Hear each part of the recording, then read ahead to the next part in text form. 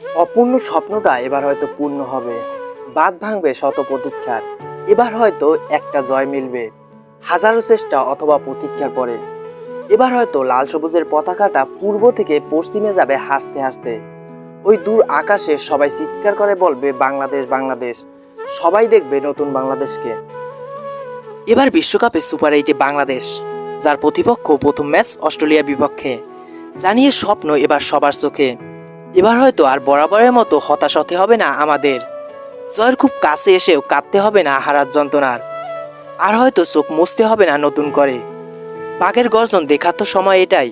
অনেক হেরেছি, এবার তো জয় চাই, এমন মনোভাব তো সবার মাঝে। একটাবার উঠাতে চাই নিজেদের মাথাটা। তা হয়তো এবারই সম্ভব।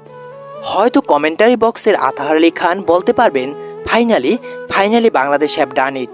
যখন আবেগে ভেসে যাবে গোটা দেশ। ইন্ডিয়ার সাথেও দেখা যেতে পারে ভালো একটা খেলা, যেটা কাজে দেবে পরবর্তী ম্যাচে।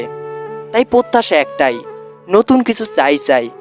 দেখতে চাই সেই টিমটাকে, যারা জয়ের আগে হারতে চায় না, সরতে চায় না লক্ষ্য থেকে, যারা দাঁতে দাঁত চেপে লড়াই করতে জানে।